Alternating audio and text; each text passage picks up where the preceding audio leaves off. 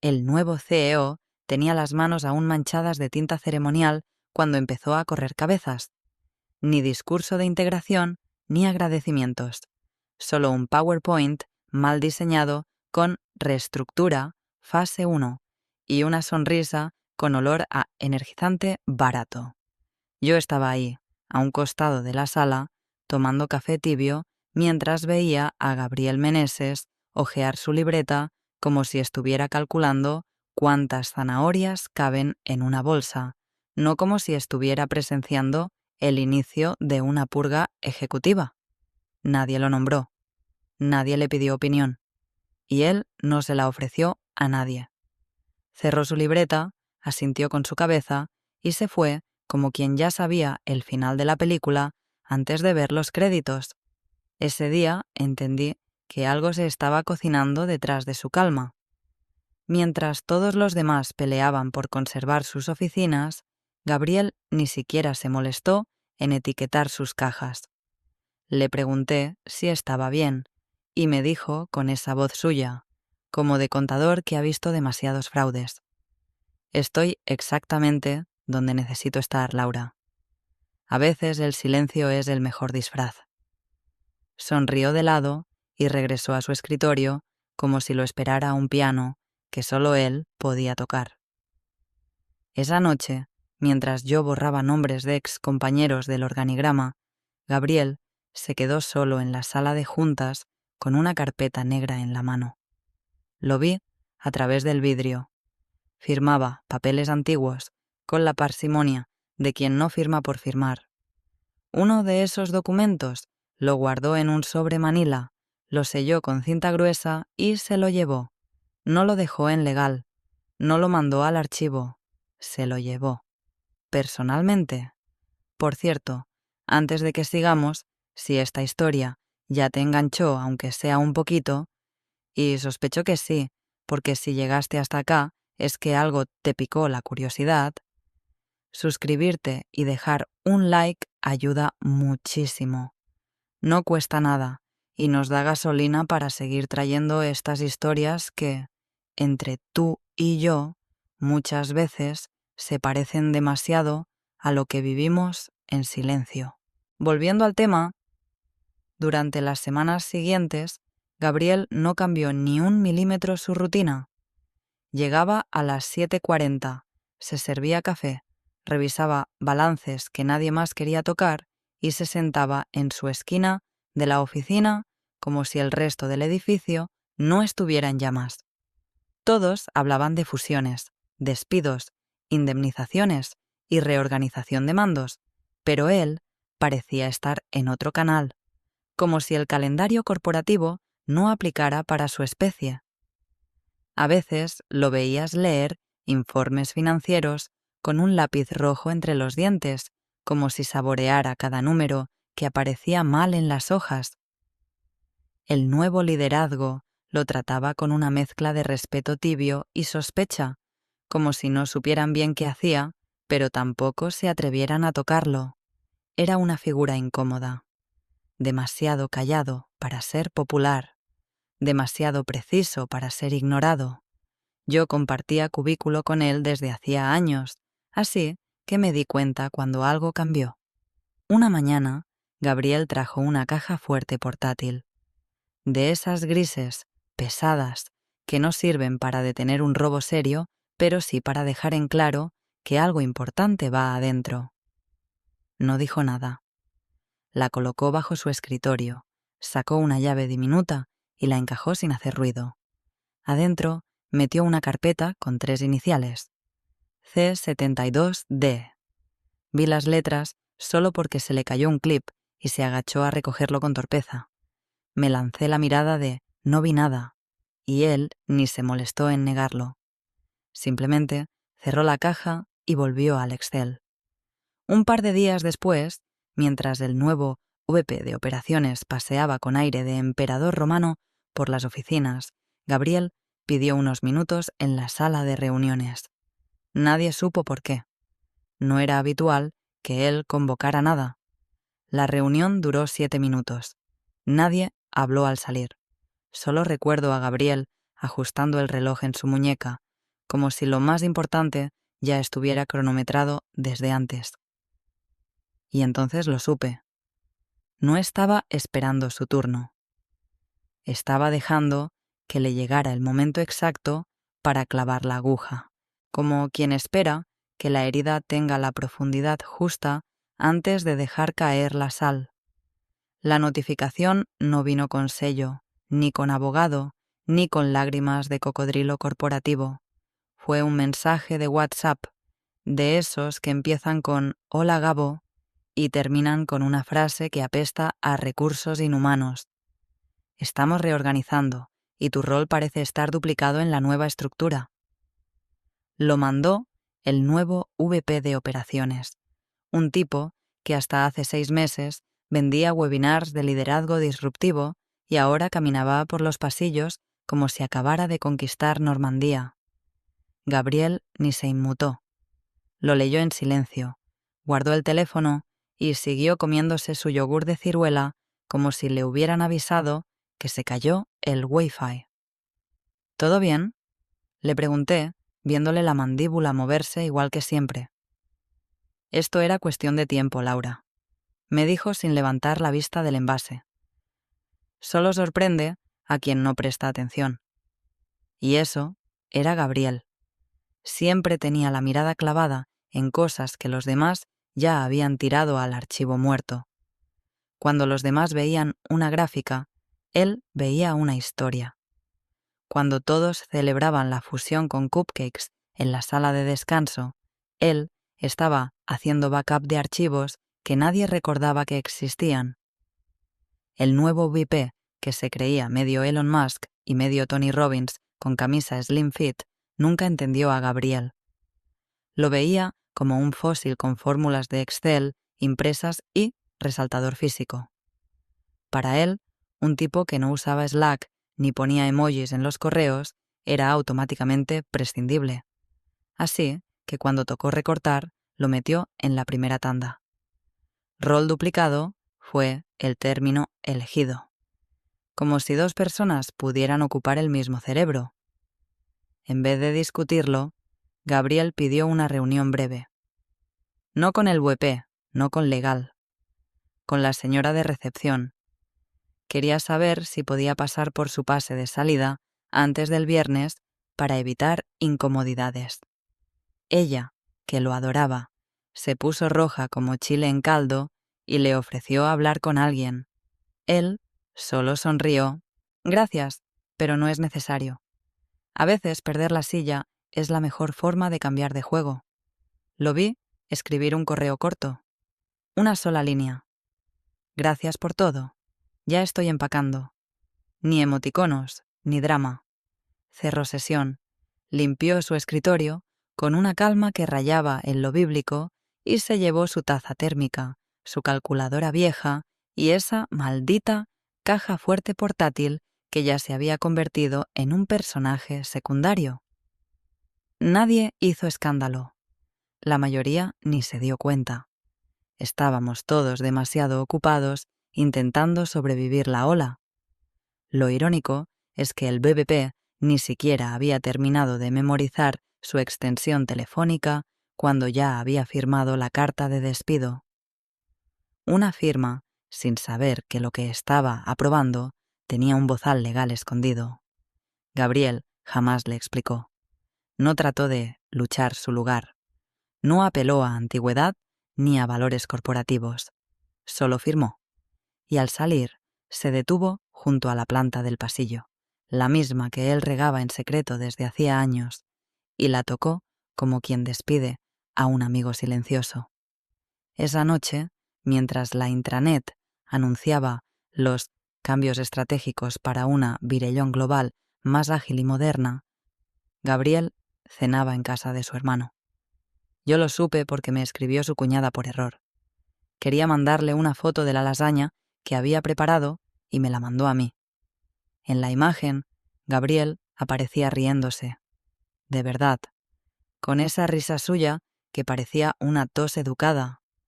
Tenía una copa en la mano y estaba contando algo. Cuando le preguntaron si lo habían tratado mal, solo levantó los hombros y dijo: No se puede culpar al que nunca leyó las reglas del juego, solo firmaron lo que yo escribí hace años. Y brindó, como si se hubiera ganado la lotería sin haber comprado boleto. La mañana de su salida, Gabriel llegó 5 minutos antes de su hora habitual. No por nostalgia ni por deber.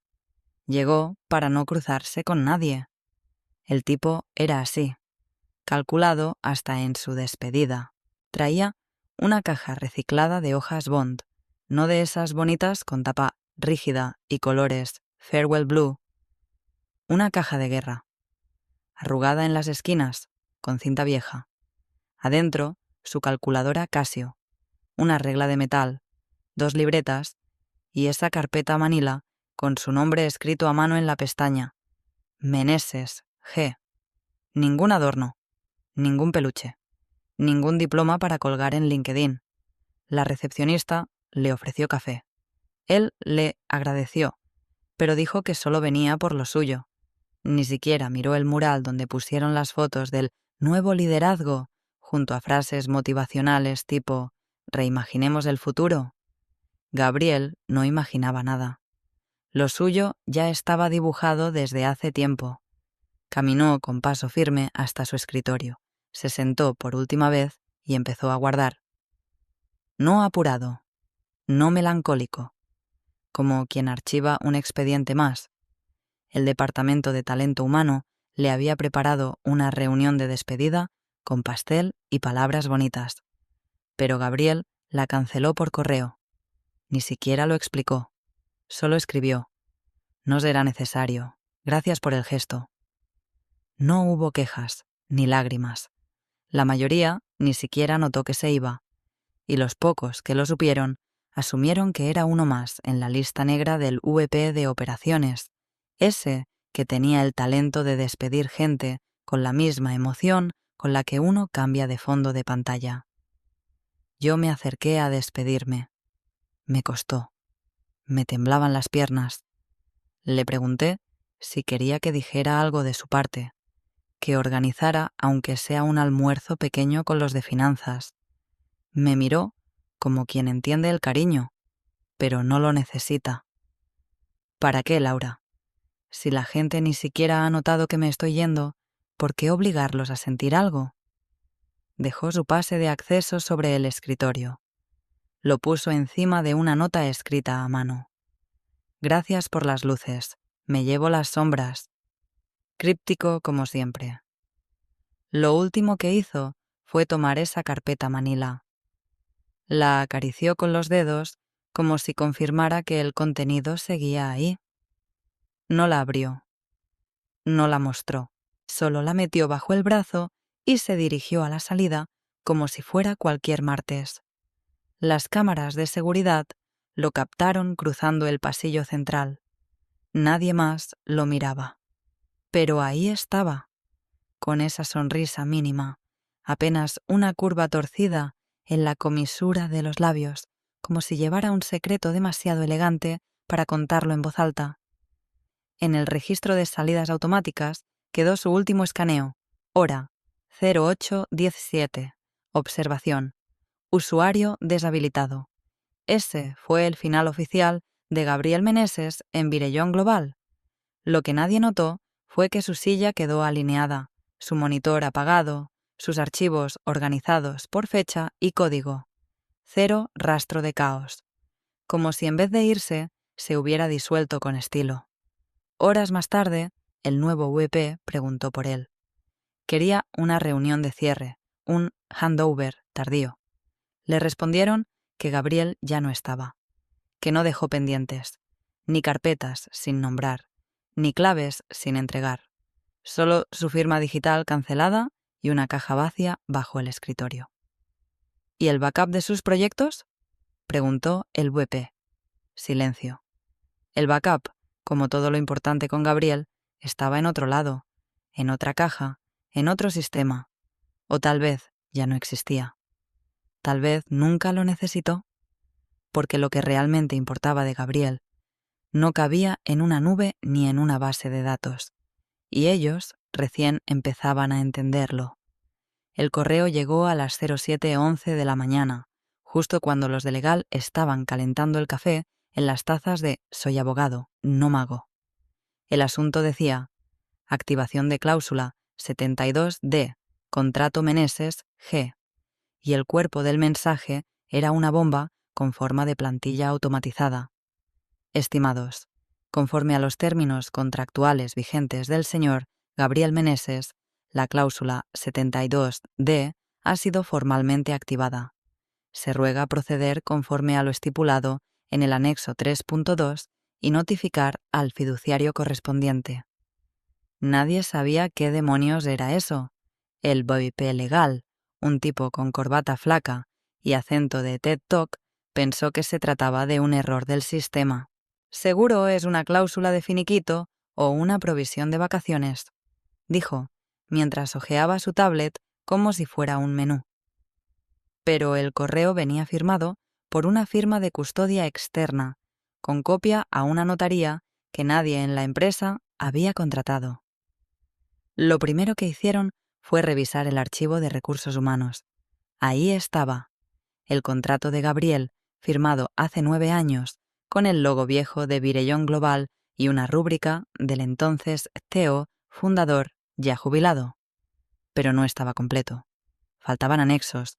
El PDF estaba mutilado, recortado, como si alguien hubiera querido esconder cosas que ya era tarde para esconder. Para el mediodía, el asunto ya había escalado a la oficina del nuevo CFO. ¿Quién autorizó esto? ¿Por qué no lo sabíamos? Las preguntas flotaban como drones sin señal. Nadie tenía respuestas. Se inició una investigación interna. Buscaron a los antiguos jefes de Gabriel. Algunos ya no trabajaban ahí. Otros fingieron demencia administrativa. Uno incluso escribió: Gabriel siempre fue meticuloso. Si él firmó algo, créanme que sabía lo que hacía. Y entonces trajeron al asesor externo. Un abogado con cara de cirujano cansado, experto en fusiones y adquisiciones, especializado en contratos legacy con carga oculta. Lo sentaron en la sala principal con una carpeta negra, casi idéntica a la que Gabriel había llevado el día que se fue. El tipo leyó en voz baja durante unos minutos, se quitó los lentes y dijo una frase que heló el aire. Esto no es un error, es una píldora venenosa perfectamente ejecutada. Nadie lo entendió al principio, así que el asesor lo explicó como si hablara con estudiantes de primer semestre. Cláusula 72D. Se activa en caso de terminación sin causa justificada dentro de los primeros 12 meses posteriores a un cambio de control corporativo. Implica una indemnización multiplicada por 3, liberación automática de acciones preferentes bloqueadas y activación de un fideicomiso de continuidad pagado por la misma empresa. Y todo está firmado, sellado y notariado. Es perfectamente legal, aunque extremadamente inusual. Solo he visto 2 casos como este, y uno fue en Singapur. El nuevo VP palideció. El CEO, que hasta entonces pensaba que los contratos eran cosas que se firman y ya, empezó a respirar por la boca. La abogada junior que manejaba la base de datos dijo en voz baja: «Eso significa que ya cobramos». El asesor la corrigió: «No, significa que ustedes ya le deben». Y mientras en las oficinas el pánico empezaba a recorrer pasillos y correos como incendio eléctrico, Gabriel tomaba café en una terraza del centro, leyendo el periódico. Lo sé, porque me mandó una foto. Un pie sobre la silla, la taza en mano y el titular del día: Nueva fusión apuesta a reducir costos con despidos estratégicos. Debajo me escribió: el costo de la ignorancia no se mide en despidos, se mide en cláusulas no leídas. Yo no respondí, solo guardé la imagen. Algo me decía que, en ese momento, era una pieza más de un rompecabezas que él había armado muchos años antes y que recién ahora empezaba a explotar, parte por parte. El archivo físico apareció en un depósito olvidado del tercer piso, donde todavía olía a tóner quemado y humedad con corcho. Lo encontraron porque la nueva asistente del área legal, una pasante con más intuición que experiencia, decidió buscar entre los documentos impresos por si acaso. Mientras los altos mandos jugaban a la ruleta rusa con correos electrónicos y versiones digitales inconclusas, fue ella quien levantó una caja polvorienta con la etiqueta Contratos Ejecutivos Archivados 2013-2017. Nadie había tocado eso desde la mudanza. Y ahí estaba. Carpeta gris. Sello de Virellón Global. Nombre: Meneses, Gabriel. Firmado en junio de 2014. Contenía 47 páginas impresas en papel membretado, más 4 anexos numerados a mano, todos certificados ante notaría pública. Cada hoja tenía una firma. La última tenía 3, la de Gabriel, la del CEO fundador y la de un testigo legal externo. El documento era más sólido que las políticas actuales de toda la empresa fusionada. Lo que siguió fue una sala de juntas llena de gente tragando saliva. El VP legal leyó en voz alta el contenido de la cláusula 72D como si estuviera narrando un juicio propio. En caso de terminación de la relación laboral sin causa debidamente sustentada, ocurrida dentro de los primeros 12 meses posteriores a un evento de cambio de control corporativo, el trabajador Gabriel Meneses recibirá I. Indemnización triple conforme a su salario base. Tume, liberación inmediata de las acciones preferentes, clase B, retenidas bajo el fideicomiso interno. Re, ejecución automática del fideicomiso de continuidad bajo cláusula 8.3. IRMA, extensión del seguro corporativo por 24 meses adicionales. Y PUME, eliminación de cualquier cláusula de no competencia por considerarse injusta en el nuevo contexto. Silencio. Solo se escuchó el golpeteo de un bolígrafo contra la mesa. ¿Eso es real?, preguntó el CFO como si la frase fuera un hechizo reversible. Es real, vinculante, y fue notariado, respondió el asesor externo, hojeando el contrato. La trampa no está en el contenido. Está en que ustedes nunca lo leyeron. ¿Y eso no lo invalida?, insistió alguien, sin saber a quién más culpar. No, interrumpió uno de los abogados más antiguos, un tipo que rara vez hablaba y que hasta entonces había estado en silencio. Esto no es un error, es una trampa perfectamente legal. El ambiente se volvió denso como aceite viejo. El CEO nuevo, que había llegado con aire de visionario y aroma a colonia importada, dejó de mirar su celular por primera vez en días. Dijo algo que nadie entendió del todo. ¿Y si no lo pagamos? Lo miraron como se mira a un niño que pregunta si puede frenar un tren con la mano, porque no se trataba solo del dinero. Se trataba de lo que significaba, que habían despedido al único que no debían tocar, que su arrogancia les hizo pensar que lo viejo era obsoleto, que los contratos anteriores eran simples adornos del pasado, y que ahora, con un solo despido, habían desatado una consecuencia que ni siquiera entendían del todo. Lo más ridículo es que el documento estaba ahí desde el principio. Nadie lo ocultó, nadie lo destruyó. Solo estaba en papel, en un rincón polvoriento, ignorado por una generación de ejecutivos que pensaban que todo lo importante se encontraba con Control Plus F. Mientras tanto, Gabriel estaba en un coworking del otro lado de la ciudad, tomando un taller de estrategias de reestructuración para firmas medianas en entornos posfusión. Pagué yo misma el almuerzo ese día. Me invitó para ponernos al día. ¿Te llegó el pago ya?, le pregunté, como quien sabe que está espiando una tormenta desde el único lugar seco. Una parte, me dijo. Lo demás llegará en cuotas, porque hasta su sistema de pagos colapsó al intentar procesarlo todo. Y brindamos con café negro, no por venganza, por precisión, porque una cláusula bien escrita no grita, no amenaza, no dramatiza, solo espera. Y luego cobra. El lunes, a las 9:02 am, el CFO recibió una alerta bancaria en su correo con el asunto: transferencia automática ejecutada, fideicomiso C72D. No fue una solicitud. No hubo margen de reacción. El sistema simplemente obedeció lo que estaba programado desde hace años: liberar fondos, ejecutar pagos y mover acciones de clase B al portafolio de un solo beneficiario, Gabriel Meneses. Trataron de frenarlo, claro.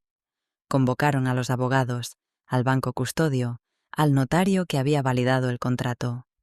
Pero cada llamada llegaba tarde. Cada solicitud de revisión chocaba contra la misma respuesta: acción irreversible conforme al fideicomiso activado, procedimiento sellado ante Notaría 14 de la ciudad, ver anexo 8.3 del documento original. Fue como intentar detener una estampida con una servilleta. En ese mismo momento, en la sala ejecutiva, el VP de operaciones repasaba en voz alta un PowerPoint sobre plan de reducción de costos frente a los inversionistas extranjeros. Uno de ellos, un alemán con ojeras legales y portafolio minimalista, interrumpió con una pregunta incómoda. ¿Y esta transferencia fiduciaria registrada hoy? ¿Está presupuestada? Todos se miraron. El CFO tartamudeó y el alemán solo dijo: interesting. Lo anotó en su cuaderno y no volvió a hablar durante toda la reunión. El golpe no era solo financiero, era simbólico. Gabriel no solo había cobrado parte de su indemnización, ahora también tenía en su poder un bloque significativo de acciones de clase B que le daban voz, aunque no voto, en ciertas decisiones estratégicas. Es decir, lo habían echado, pero seguía adentro, callado, legal, incómodo como una cámara encendida en una sala donde nadie quiere ser grabado. Intentaron hablar con él, claro. Un correo cordial desde HH, con copia a Legal y Finanzas, preguntando si estaba dispuesto a revisar ciertos términos para una resolución más equilibrada para ambas partes. Gabriel ni respondió. Envió, en su lugar, una copia escaneada del anexo 4, subrayado en amarillo, con una sola frase escrita en letra impecable. El equilibrio ya estaba previsto. Ustedes fueron los que no leyeron. Yo estaba en la oficina ese día. Pude ver cómo la atmósfera cambiaba. Nadie hablaba de Gabriel directamente, pero su nombre empezó a aparecer en todas las reuniones, en susurros, en listas de revisión, en consultas de último minuto. De ser el tipo gris que usaba camisas sin marca, ahora era un agujero negro que absorbía la atención sin siquiera estar presente. Una tarde, escuché al VP decir por teléfono: ¿cómo se nos escapó? ¿Quién dejó ese contrato vivo? Alguien del otro lado respondió algo que no escuché, pero el VP se quedó en silencio largo rato. Luego colgó y murmuró: no lo dejaron vivo. Él lo mantuvo vivo todo este tiempo. Mientras tanto, Gabriel almorzaba en un restaurante pequeño de Polanco con 2 exdirectivos despedidos semanas atrás. Uno de ellos me escribió después: no nos invitó para llorar, sino para invertir. Estoy armando algo, les dijo Gabriel. Ya tengo nombre, socios iniciales y financiamiento. Gracias a ellos. Y alzó su copa sin amargura, con exactitud, como un cirujano que acaba de cerrar una herida sin dejar cicatriz. La nueva empresa, mientras tanto, entraba en crisis, no solo por la transferencia millonaria, sino porque los auditores ahora exigían revisar todos los contratos heredados. Lo que comenzó como una limpieza de puestos duplicados había activado una auditoría no planeada. El calendario financiero se descuadró. El clima de confianza se evaporó. Y en medio de todo eso, un solo nombre aparecía subrayado en cada carpeta, cada correo, cada comité. Gabriel Meneses, el hombre al que despidieron sin mirar lo que tenía en la mano. La Junta Extraordinaria fue convocada de urgencia y con mala leche. No hubo café ni galletitas de cortesía, solo papeles arrugados, voces cruzadas y una atmósfera densa como tinta vieja. El nuevo CEO, el mismo que semanas antes decía que la gente es lo de menos, lo importante es la visión, entró sin saludar. Tenía la cara desencajada y un documento impreso en la mano. El contrato de Gabriel, con subrayados en marcador naranja y notas en los márgenes.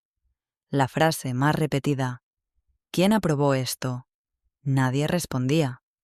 Hasta que un gerente de legal, con el cuello de la camisa ya sudado, dijo en voz baja: lo firmó el señor Federico Gálvez, el CEO anterior. Silencio. Uno de los socios escupió el té. Gálvez había sido el fundador. Un dinosaurio de los negocios con fama de meticuloso y memoria quirúrgica. Ya estaba jubilado, viviendo en Cuernavaca, criando perros y dando conferencias sobre ética empresarial. ¿Y por qué nadie revisó ese contrato durante la fusión?, preguntó el nuevo CEO con el tono de quien sabe que no hay respuesta buena. Todos miraron a la abogada de fusiones. Ella bajó la cabeza y masculló lo impensable. El archivo que nos entregaron estaba incompleto. Solo vimos la versión digital y ese anexo no estaba incluido. Uno de los socios se levantó, tirando la silla. O sea que compramos una empresa y ni siquiera leímos lo que venía en el fondo del cajón. Muy bien. Felicitaciones. El caos fue inmediato. Se pidieron responsabilidades. Se habló de negligencia. Se barajó la posibilidad de demandar al propio Gálvez, aunque todos sabían que no tenía sentido. El contrato era legal, válido, notariado. Blindado como un mal chiste contado por un abogado enojado. Y mientras todo eso pasaba, Gabriel almorzaba en una terraza con vista al Parque Lincoln. Frente a él, un hombre joven de traje claro y voz segura. Gerente de una empresa tecnológica en proceso de reestructuración. Querían contratarlo como consultor externo para limpiar la casa sin incendiarla. ¿Usted trabajó en Virellón?, le preguntó el joven. Durante 18 años, respondió Gabriel mientras removía su té. ¿Y salió por la fusión? Digamos que me dejaron ir, sonrió. Pero me fui cobrando lo que valía. El cliente rió. Le ofreció firmar un contrato marco de colaboración. Gabriel no lo firmó ahí mismo. Dijo que prefería revisarlo primero. No firmó nada sin leer el reverso. Soltó. Y se notó que no era broma. De vuelta en la empresa, la desesperación alcanzaba el área de comunicaciones internas. Se pidió que se redactara un correo para tranquilizar al personal, sin entrar en detalles. Pero no sabían cómo explicarlo sin sonar estúpidos. Entonces ocurrió algo casi cómico. Una asistente recién contratada, que no conocía a Gabriel, levantó la mano y preguntó con inocencia absoluta: «Perdón, ¿quién demonios es Gabriel Meneses?». Nadie respondió. Solo se miraron entre ellos, porque esa era la verdadera herida. Lo habían subestimado tanto que ni siquiera lo recordaban bien. Habían borrado su nombre del directorio, de la memoria institucional, de los mapas de oficina. Y, sin embargo, ahí estaba, en sus juntas, en sus reportes financieros, en cada cláusula que ahora los obligaba a tragar saliva antes de firmar cualquier cosa. Gabriel, invisible durante años, se había convertido en el nombre que nadie quería pronunciar, pero que todos necesitaban entender. Y todo, absolutamente todo, estaba pasando tal como él lo había previsto. El nombre era discreto: Sínodo Estratégico SC, nada grandilocuente, nada que gritara venganza. Gabriel eligió cada palabra con la misma precisión con la que redactó su contrato 9 años atrás. El logotipo: una figura geométrica incompleta, como si indicara que aún hay piezas que encajar. La oficina quedaba en un piso compartido sobre la avenida Ejército Nacional, con ventanas amplias, muebles sin pretensiones y una cafetera industrial que servía como centro de gravedad de cada reunión. Ahí, lejos del caos corporativo que había dejado atrás, Gabriel empezaba de nuevo. Aunque decir de nuevo es incorrecto. En realidad, simplemente activaba el siguiente paso de un plan que ya había iniciado mucho antes de que alguien lo despidiera. No hubo inauguración ni corte de listón, solo un mail enviado a las personas correctas, a las que alguna vez lo escucharon cuando no hablaba mucho. Estoy armando algo. Si están cansados de improvisar estructuras que se caen con el primer Excel, hablemos. Así, sin adornos, sin promesas falsas, sin másteres ni diplomas colgados. Y los primeros en responder fueron los mismos que meses atrás también habían sido descartados por duplicación de funciones. Gente con talento quirúrgico y heridas frescas. Lo buscaron no solo por experiencia, sino por la calma con la que se había dejado despedir, sabiendo que ganaría al final. Gabriel no vendía humo, vendía método. Les hablaba como un colega, no como un gurú. Y eso, en un mundo de jefes con frases en inglés mal traducidas, era oro puro. Uno de ellos, Sergio, exdirector de procesos, lo dijo sin filtros. Vos no abriste una empresa, abriste una salida de emergencia. Y tenía razón. Mientras en la empresa fusionada seguían debatiendo cómo evitar futuras sorpresas contractuales, Gabriel y su equipo ya estaban auditando operaciones de otras firmas, redactando nuevas estructuras, blindando contratos y, ironía máxima, enseñando a otros a detectar cláusulas ocultas como la que él usó. En su oficina, justo detrás del escritorio, colgaba una pequeña placa de madera con una inscripción grabada a láser. El juego no termina cuando te echan, sino cuando cobras. No era un lema, era una advertencia elegante. Una tarde, lo acompañé a una reunión con un posible cliente del sector farmacéutico. El tipo llegó con aires de CEO iluminado, buscando agilidad y cultura Lean, como si estuviera leyendo un panfleto. Gabriel lo escuchó en silencio. Al final, el cliente preguntó: ¿Y ustedes qué me garantizan? Gabriel tomó un sorbo de café, cruzó las manos sobre la mesa y dijo: Nada, nosotros no vendemos garantías, vendemos estructuras que no explotan cuando alguien no lee la letra chica. El cliente se quedó callado. Al día siguiente, firmó el contrato.